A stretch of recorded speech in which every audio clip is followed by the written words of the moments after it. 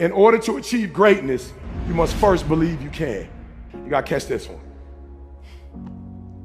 I honestly believed in the earlier part of my career, when I used to stand on these kind of stages, I wasn't as effective as I am now, because when I was first introduced to do something like this, maybe 500 people, 1,000 people, I literally would come in the room, and as gifted and as talented as I was, even though I belonged and I had everything I needed to do, I would walk in the room and feel like I don't belong in this room. I remember, same gift, the videos had already been out, my numbers were great, and I would come in rooms and go, or like that room, like I go to a high school, like boom, I go to a youth detention center, boom, I go to a prison, boom. I come to corporate and go, I don't know if I belong in here. Everybody in the room don't look like me. They don't come from where I come from. I don't know if I belong here, and I'll never forget. And I started talking to Les, and I started naming like, yo, you, Les Brown, this person, #1 in the world. He said, don't you ever say that again. I said, don't say what? He said, you the best in the world right now. I said, what? He said, you the best in the world right now. There's nobody as good as you in the world. You're the best right now. The only reason you're not the best right now is because you don't believe you're the best now. And when you walk out this room, I want you to go in and say to yourself, I'm the best right now. He said, before you even become #1, start to proclaim it and say it long before it happens. Say, I'm the #1 motivational speaker in the world. And when I was number 20, I started saying, I'm the #1 motivational speaker in the world. And I went to the computer, and the world said exactly what I said, that Eric Thomas is #1 in the world. I spoke it, the world heard it, and it activated. Your problem is that you don't believe you belong here. Your problem is that you don't think you should be sitting down here. When I believed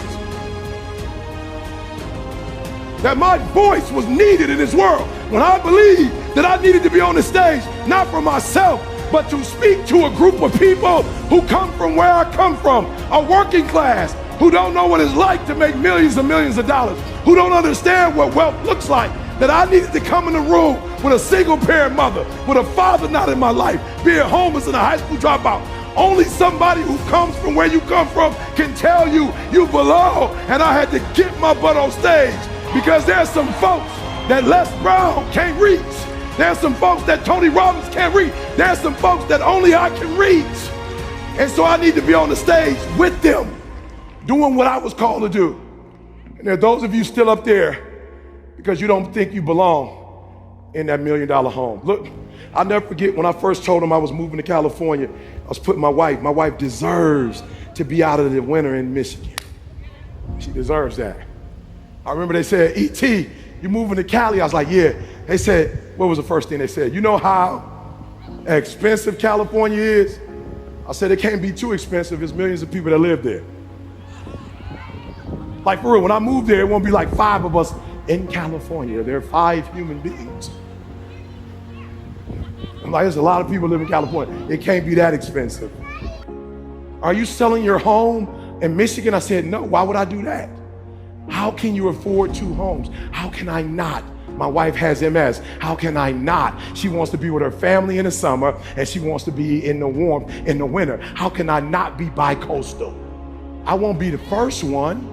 As a matter of fact, there's some people who own 3 and 4 homes.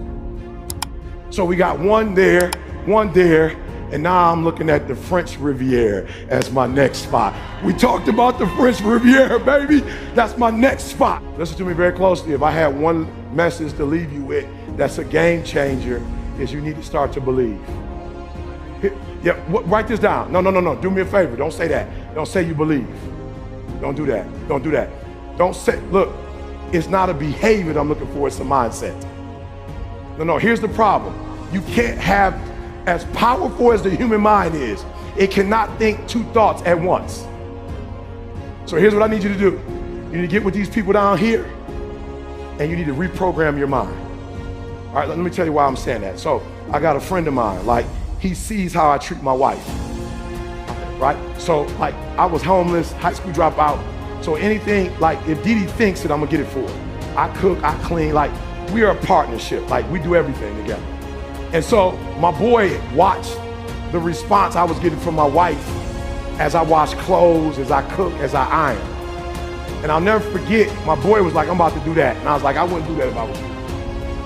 He was like, no, I'm gonna start doing that. I was like, I wouldn't do that if I was you. And he didn't understand what I meant. But what I meant by it is, you're going to do it, but you're not gonna be able to do it consistently because you're mimicking my behavior, not my thought process. See, you're gonna stop ironing clothes because somewhere in your mind, you think your wife is subservient. See, somewhere in your mind, you think your wife was born to take care of your needs. I'm not saying there's nothing wrong with that. I'm just telling you, you can't do what I do with that mindset. Like, you can't believe, because so now you're gonna start ironing clothes, and the people in your culture are gonna say, what are you ironing clothes for? That's a woman's job. See, I don't have a problem when people tell me, I'll never forget, I was on the floor in an apartment we had, and I was mopping the floor on my knees, and my boy came in and was like, what are you doing? I was like, I'm mopping the floor. You never see nobody wipe the floor. He was like, not on your hands and knees. I was like, yeah, my wife is a neat freak, so I gotta get on my hands and whatever. He was like, yo, bro, you whipped. I was like, you ain't know that? What, you trying to embarrass me? You just found out I was whipped, bro? He was like, yeah, you whipped. I was like, I see that as a compliment. Whipped. Bruh, when I was homeless and living in abandoned buildings, my girl would sneak me into her crib. When I didn't have a job, she would give me her allowance at 15. When I went to college, she was the one that said, go get your GED and follow me to college or I'm breaking up with you. When I started my speaking career, she was the one that got her job first as a nurse, and we had health insurance, and the first house we bought, my credit was so messed up, she couldn't even take my last name. She bought the first house with her credit. What do you mean yeah, I'm whipped and loving it. I'm about to buy me a shirt that said whipped. So you ain't even gotta ask me. Are you hearing what I'm saying? I worship the ground she walks on because she's been there for me since day one. So you can't mimic what I'm doing if you don't think like I think. I look at my wife as a queen. You look at your wife as your servant. There's nothing wrong with that. There's nothing wrong if you guys have those roles. There's nothing wrong with that. I understand that. I've been with my wife my whole life. All of my success. I can't even divorce her because I don't know what's mine and what's hers. Like, I never accomplished anything on my own. You're not hearing what I'm saying. So there are those of you who want to mimic their behavior. It's not their behavior you need. It's their mindset that you need. It's the way they think is what you need. And when you begin to think, let me say this to you, and this is gonna be weird for my working class people. I actually worked harder when I worked. I know I got a GED. I'm so simple. It go right over your head. I'm gonna say it to you one more time. What I make in an hour now presentation, I actually worked harder when I was working. Some of y'all, you have been in the working class your whole life. You missed what I just said. I actually worked more hours, worked harder, and got less money when I used to work. Now that I have a wealth mentality, I just had a promoter call me to do some stuff in another country and was like a couple hundred. And I'm like, I'm good, bro. And he was like, no, did you hear how much I said? My man couldn't believe I was telling him no. He was like, how can you say no to 200,000? I said, because I'm an ATM machine, I'm wealth. I don't work for money, I think up money.